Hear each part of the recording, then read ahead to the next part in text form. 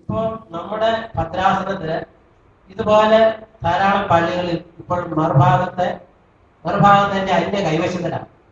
അത് പരിഹരിക്കാനുള്ള ഒരു മാർഗം, അവിടെയെല്ലാം ഒരു വികാരി 2 പേരും ചേർന്ന് ഒരു കേസ് കൊടുക്കാൻ തയ്യാറായാൽ അത് മാത്രം മതി. ഭൂരിപക്ഷം ഒന്നും വേണ്ട, ഒത്തിരി ആളുകളൊന്നും കൂടണ്ട.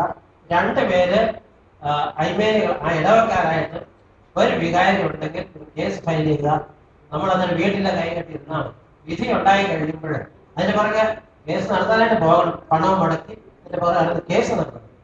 കേസ് വിധിയായി കഴിയുമ്പോൾ നമ്മുടെ ആളുകൾ താല്പര്യമായിട്ട് പോലീസിലും മറ്റു രീതിയിലൊക്കെ ഇടപെട്ട് അത് നടപ്പാക്കിയെടുക്കാനാണ് ശ്രമിക്കുന്നത്. അത്രയുള്ളതല്ല, നമ്മൾ ആരോടും അവിടെ ഞങ്ങൾ ആരുമായിട്ട് തമ്മിൽ കൂടിയില്ല, മസിൽ പവർ എടുക്കേണ്ടി വന്നില്ല, ആരുമായിട്ട് ലഹളയില്ല.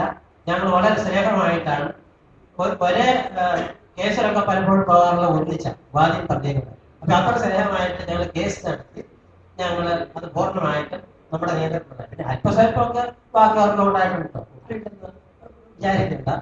അപ്പൊ ആ രീതിയിലാണ് നടത്തിയത്. അപ്പൊ എനിക്ക് ഇവിടെ ഈ ഇരിക്കുന്ന ആളുകളെ അവിടെ എനിക്ക് ഓർപ്പിക്കാനുള്ളത്, നിങ്ങളുടെയൊക്കെ പള്ളികളില് വ്യവഹാരങ്ങളില്ലെങ്കിൽ നിശ്ചയമായിട്ടും ഇവിടെ കൂടിയിരിക്കുന്ന ആളുകൾ അതിന് 2 പേരെങ്കിലും മുമ്പോട്ട് വന്ന് ആ പള്ളികളിലെല്ലാം, വ്യവഹാരമില്ലാത്ത പള്ളികളിലെല്ലാം നിങ്ങൾ എത്രയും വേഗത്തിന് വ്യവഹാരത്തിന് കേസ് ഫയൽ ചെയ്യണം.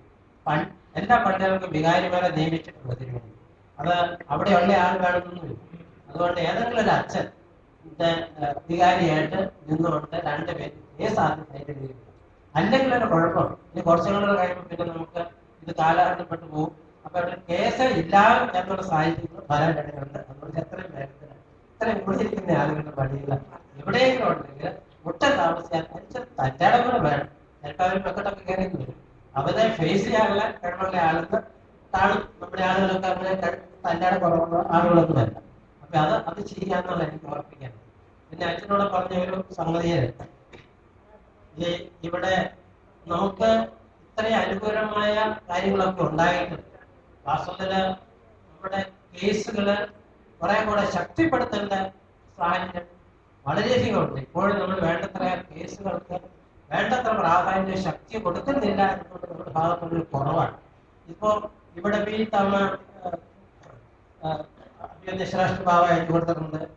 ഞാനിപ്പോൾ അങ്കമാലി ഭദ്രാസനത്തിന്റെ മെത്രാപോലീത്തയാണ്. വാസ്തവത്തിൽ കോർട്ടലക്ഷ്യമാണ്. അത് തന്നെ അദ്ദേഹം എഴുതി കൊടുത്തത്. കോർട്ടലക്ഷ്യ എന്നുള്ള രീതിയിൽ അതിനെതിരായിട്ട് വാസ്തവത്തില് കേസ് കൊടുത്ത് അത് കോടതിയിൽ നിന്ന് വിധി വാങ്ങിക്കുന്നതാണ്. അപ്പൊ ആ രീതിയിലൊക്കെ ഉള്ള നമ്മൾ ശ്രമിക്കുന്നില്ലെന്നില്ല. കാരണം ഈ കേസ് എന്ന് പറഞ്ഞാൽ ഒറ്റ ദിവസം കൊണ്ട് തീരില്ല. അത് എത്രയും വേഗത്തിന് ഇനി കേസില്ലാത്ത പള്ളികളുടെ കേസുകളില്ല. ബഹുമാനപ്പെട്ട സെക്രട്ടറി തിരുമേനിയെക്കെട്ട് എല്ലാം കൊണ്ടുനടക്കാൻ സാധിക്കില്ല. അതിനാണ് സെക്രട്ടറിയും ഇവിടെ ഭദ്രാസന കൗൺസിലുണ്ട്. ആ കൗൺസിലും സെക്രട്ടറിയും കൂടെ തിരുമേനിയെ വേണ്ടതായ പ്രോത്സാഹനം കൈത്താങ്ങൽ കൊടുത്ത് ഈ കേസുകളെല്ലാം എത്ര വേഗത്തിൽ വളരെ ശക്തിപ്പെട്ടു. അതാണ് എനിക്ക് ഓർപ്പിക്കാൻ. അങ്ങനെ കിട്ടിയാൽ എല്ലാ പള്ളികളും നമ്മുടെ കയ്യിലായി. അങ്ങനെ ഒരു സംശയമില്ല.